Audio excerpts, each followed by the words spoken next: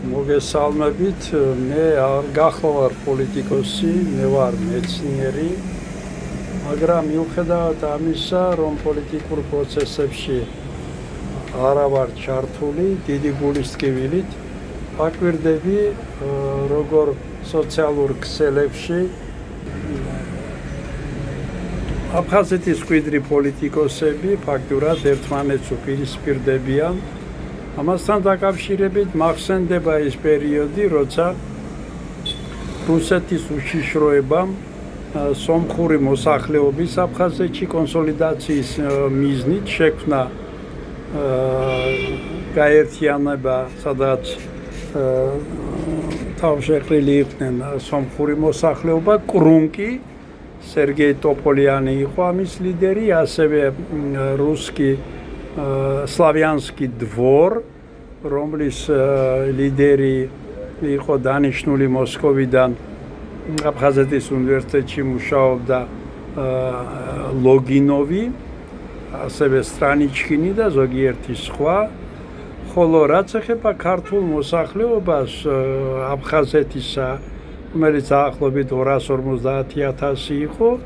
რაც თბილისში არსებობდა პარტიები და მაშინ მაგ პერიოდში უამრავი არსებობდა, ეს საუბარია 89-90-იან წლებში. ყველა პარტიას თავის ფილიალი, ესე იგი, ჰქონდა, იქ სოხუმში ყავდა ეს ფილიალი და ესე იგი, რამდენი თბილისში იყო პარტიის ლიდერი, იმდენი აფხაზეთში წარმოადგენელი ყავდა. როგორც იტყვიან, ყველა იყო ფაქტურად თანამდებობით. შესაბამისად, ქართული მოსახლეობა აფხაზეთის იყო დაქსაქსული, ამ თვალსაზრისით, რაც ჩემის აზრით იყო თბილისის შეცდომა დანაშაული, რადგანაც აფხაზეთში, როცა ასეთი სიტუაცია მძაფრდებოდა რუსეთის ასლიანი მუშაობის შედეგად, აუცილებელი იყო ერთი მოძრაობის შექმნა აფხაზეთში, რომელიც გააკეთებდა სახელმწიფოებრივ საქმეს. ეს ესე იგი ვერ მოხერხდა. მახსოვს, როცა ზვიად გამსახურდიას მიერ იყო შემოთავაზებული 28-26-11, ეს ჩემის აზრით უკან არ იცხვით, ასე ანალიზ ვაკეთებდა, ეს სწორი ერთადერთი გადაწყვეტილება იყო. ამ 28 ადგილზე აფხაზურმა მხარემ თავის რიგებიდან დანიშნეს ფაქტიურად,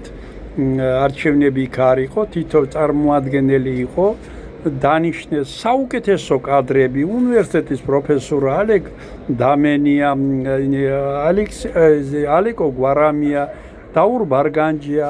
თამას კეცფა და ბევრი სხვა, ანუ ის აფხაზები, რომლებიც იყვნენ პროფესიონალურად მომზადებული, ფლობდნენ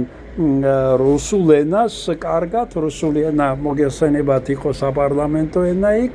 და ასევე აფხაზეთში მაინც სამწუხაროდ იმ სამი სახელმწიფო ენიდან აფხაზური, ქართული, რუსულიდან ყველაზე მეტად მუშაობდა რუსული ენა.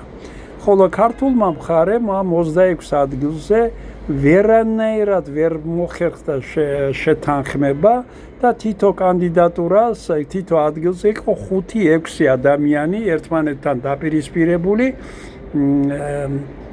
შესაბამისად 25 ადგილზე, 26 ადგილზე იყო არჩეული 25 პიროვნება, ერთი ადგილის ტრაპეციის ქუჩაზე ვერ გათამაშდა, რადგანაც პირველ ტურში ვერავინ ვერ დააგროვა 50%, ხოლო მეორე ტური არ შედგა, რადგანაც უკვე მოსული უმაღლეს საბჭოს თავმჯდომარეთ არძიმბამ ეს ტური არ ჩაატარა, ბუნებრივია.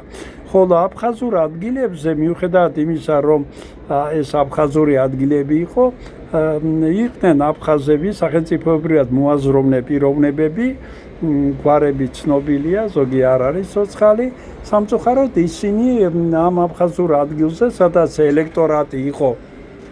ქართულენოვანი, მაგალითად ოჩამჩირის რაიონში, თავის კანდიდატურები არ დააყენეს, რადგანაც აიდგილა რა, უგზალავდა ფაქტიურად პროქართულ მოაზროვნე აფხაზებს, რომ არ დამდგარიყო, აშინებდა და ასე შემდეგ. ხოლო იმ 11 ადგილზე, სადაც ადგილები იყო არა ქართველის და არა აფხაზისათვის, იყო უბნები, მაგალითად სოხუმში, სადაც მე ვცხოვრობდი, კუიბიშევის და გოგოლის ქუჩაზე, 70% იყო ელექტორატში ქართველი, აფხაზურმა მხარემ წარმოადგინა კაკუევი სომეხი, რომელიც იყო აფხაზებზე არანაკლებად სეპარატისტი საქართველოს მიმართ, ხოლო ქართულმა მხარე წარმოადგინა ექიმი, ესე იგი შკრიაბაი, რომელიც იყო სახელმწიფოურად მოაზროვნე კაცი. და აი აქ 70% რომ იყო ელექტორატი ქართული, რადგანაც კონგრესი, რომელიც არ მონაწილეობდა არჩევნებში და თბილისში იყო და თავის წარმოადგენლებს აფხაზეთში ეუბნებოდა, რომ აგიტაცია გაწიეთ, რომ არ მიიღოთ მონაწილეობა ამ არჩევნებში, ჩვენ წავაგეთ ეს არჩევნები. რადგანაც უმრავლესობა ქართველების არ მოვიდა არჩევნებზე, ხოლო აფხაზებმა, აფხაზურმა მხარემ და სომხურმა მხარემ მოიყვანა ცოცხალ მკვდარი. ასევე მახსენდება ერთი ოლქი, სადაც ჩვენ მხარს უჭერდით ეთერ ასტემირობას, დიდებულ ქალბატონს. იქაც ელექტორატი მგონი 80% იყო ქართულ საქართველოს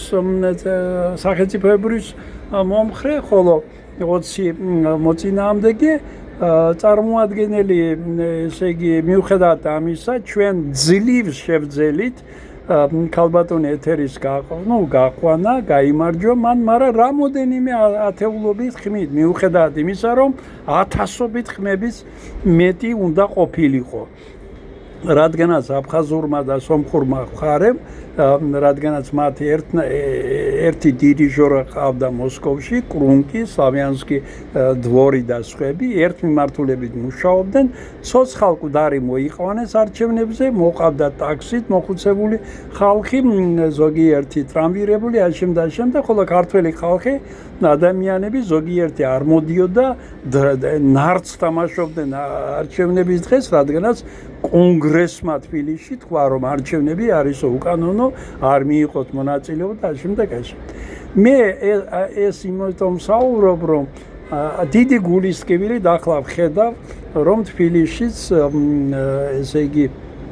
სხვადასხვა პოლიტიკური გემოვნების ადამიანები, აფხაზეთის მკვიდრი,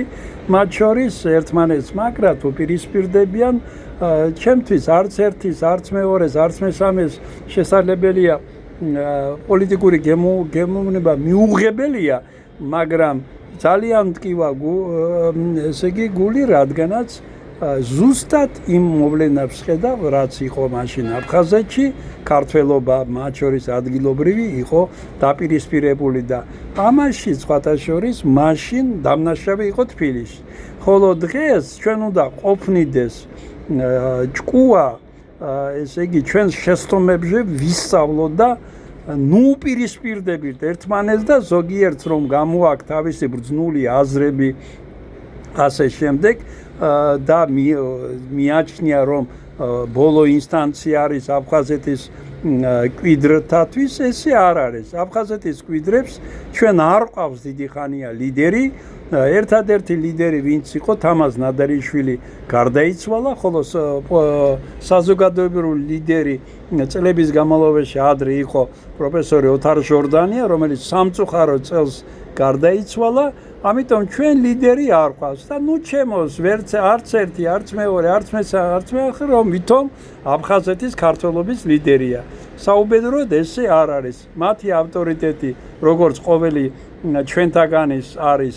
დაბალი, მაგრამ ეს არცაა გასაკვირი, რომ საქართველოში